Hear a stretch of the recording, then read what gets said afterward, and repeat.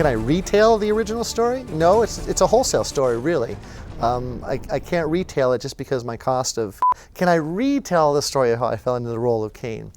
You should open your mouth a little bit wider when you speak. Can I retell the story of how I fell into the role of Kane? Yes, I could retell it, actually. It'd be very simple.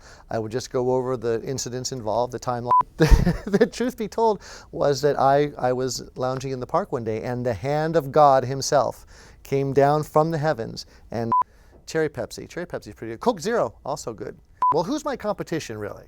I was working at West Wind Studios, but yeah, you know, Diet Sunkist, pretty tasty, sweet, fruity, just like me, sweet and fruity.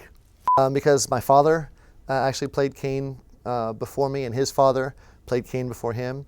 His father before him played Kane. His father before him was a plumber, but his father before him actually played Kane as well. So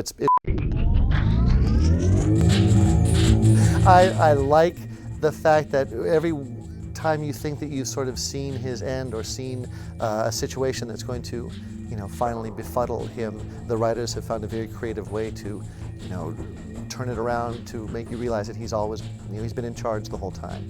I think that's a lot of fun.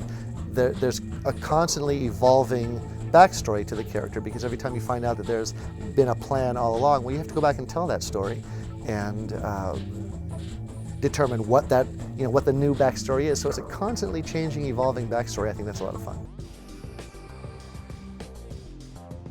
Has Kane's end game changed since Tiberium Dawn? Well, I'm just an actor.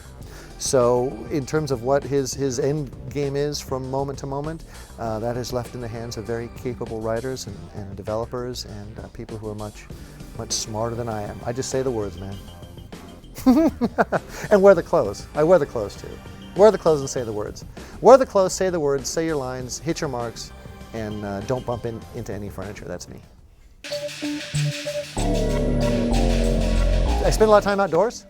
I do a lot of camping. I do a lot of kayaking. I have a sailboat out in California, and I go sailing as often as possible. I live a pretty good life. Just lately, although I've been a little bit more busy, as CNC starts to wind down a little bit.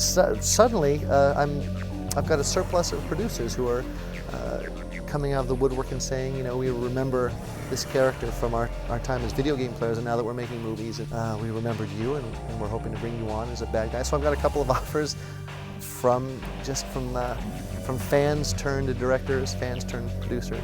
So that could be, I could be looking at that in the future. Don't let anybody tell you any differently. World fame kicks ass. Yeah, so all those complainers out there who are saying love of a vast amount of adoring fans is no fun, bollocks. It kicks ass. When I'm at the conventions and I'm walking through the halls and I hear just in the background, "Hey Kane, nice ass," that's really very, very flattering. You know, look, in all seriousness, I've always said, and will continue to say, that Command & Conquer fans are the most loyal.